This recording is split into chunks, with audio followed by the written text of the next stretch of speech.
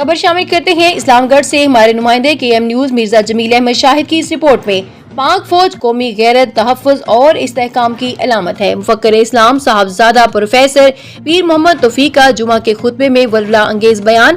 Professor میر محمد توفیق نے اپنے خطبہ جمعہ میں افواج پاکستان کی عظمت، قربانیوں اور ملک کے تحفظ میں ان کے ناقابل فراموش کردار پر روشنی ڈالی۔ انہوں نے کہا کہ پاک فوج محض ایک عسکری ادارہ نہیں بلکہ ایمانی جذبے، قومی غیرت اور بے لوث قربانیوں کا استعارہ ہے۔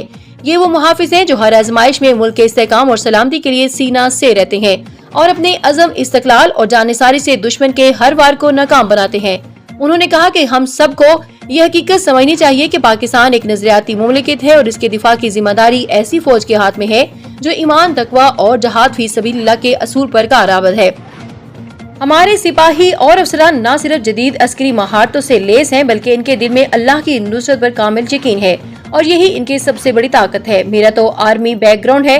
میرے والد، میرے تایا، میرے خاندان کے دیگر افراد پاکستان آرمی میں اپنی خدمات انجام دے چکے ہیں۔ میں نے ہمیشہ اپنی آنکھوں کے سامنے ان بہادر مجاہدوں کی قربانیاں اور وطن سے ان کی غیر متزلزل محبت دیکھی ہے۔ یہ صرف ایک پیشہ نہیں بلکہ ایک مقدس ذمہ داری ہے اور میں خود بھی پاک فوج کے وقار اور خدمات کو نہایت قریب سے دیکھ چکا ہوں۔ انہوں نے کہا کہ پاک فوج نے ہر مشکل وقت میں اپنی صلاحیتوں اور وفاداری کا ثبوت دیا۔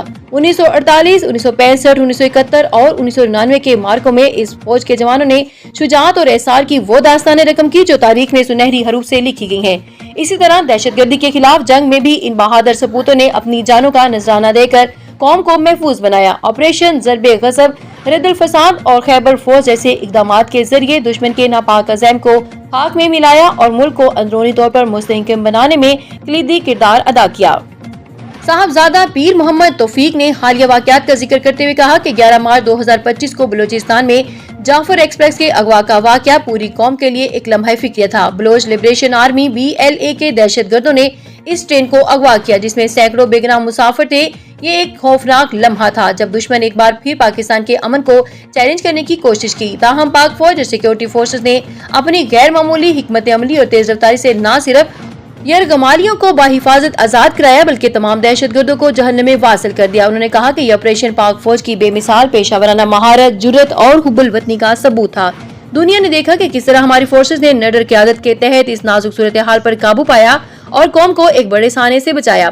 صاحبزادہ پیر محمد توفیق نے مزید کہا کہ آج کے دور میں جب دشمن مختلف ذرائع سے پاک فوج کے خلاف زہریلا پروپیگنڈا پھیلانے کی کوشش کر رہا ہے، ہمیں چاہیے کہ ہم اپنی افواج کے ساتھ اپنی غیر متزلزل وابستگی کا اظہار کریں، ان کے لیے دعائیں کریں اور انہیں وہ عزت اور وقار دیں جس کے وہ حقدار ہیں۔ پاک فوج ہماری سلامتی کی ضامن ہے اور ہمیں اپنی نسلوں کو یہ شعور دینا ہوگا کہ یہ محافظ ہی ہمارے مستقبل کی ضمانت ہیں۔ آخر میں پروفیسر پیر محمد توفیق صاحب نے نہایت خلوص اور عاجزی کے ساتھ ملک کی سلامتی اور افواج پاکستان کے لیے خصوصی دعا فرمائی۔ انہوں نے بارگاہ الہی میں التجا کی کہ یا اللہ ہماری بہادر افواج اور سیکیورٹی فورسز کی نصرت و حفاظت فرما، انہیں مزید قوت، حوصلہ، استقامت عطا کر اور ہمارے پیارے وطن پاکستان کو ہمیشہ امن، ترقی اور استحکام کی دولت سے مالا مال فرما دے۔